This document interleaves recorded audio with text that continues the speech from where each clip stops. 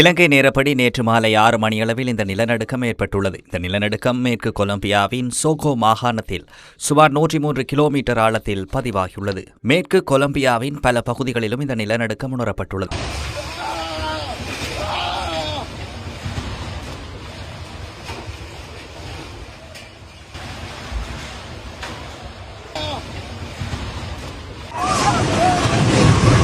Tonight, a devastating earthquake rocking Colombia.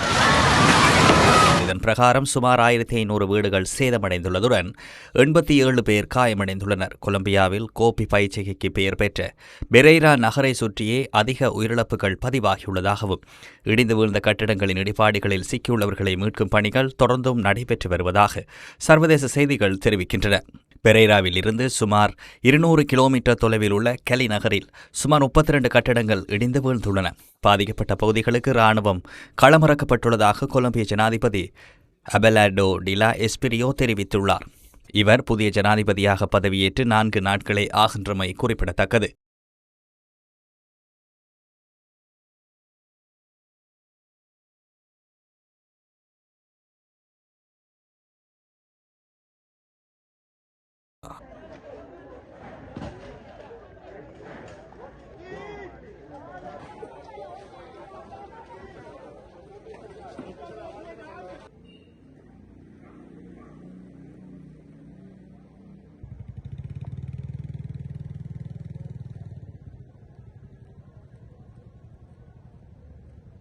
இந்த நிலநடுக்கத்தால் பெரேரா, மணிசால்ஸ், கிப்டோ, அர்மேனியா, காடாகோ, புவனென்சூரா ஆகிய 6 விமான நிலையங்கள் பலத்த சேதமடைந்துள்ளன. விமான நிலையங்களின் சேவைகள் தற்காலிகமாக நிறுத்தப்பட்டுள்ளதாக சர்வதேச ஊடகங்கள் செய்தி வெளியிட்டுள்ளன.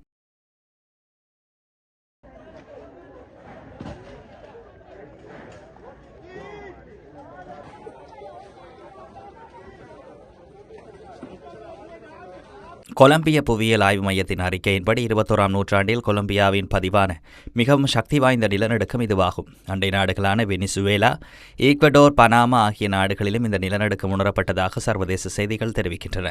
கடந்த ஜூன் மாதம் அயல் நாடான வெனிசுவேலாவில் 7.2 முதல் 7.5 வரை மெக்னிடியூட் அளவில் பதிவான நிலநடுக்கங்களால் 6000க்கும் மேற்பட்டோர் உயிரிழந்தனர். இதனிடையே கொலம்பியாவுக்கு பல நாடுகள் தற்போது உதவிக்கரம் நீட்டியுள்ளன.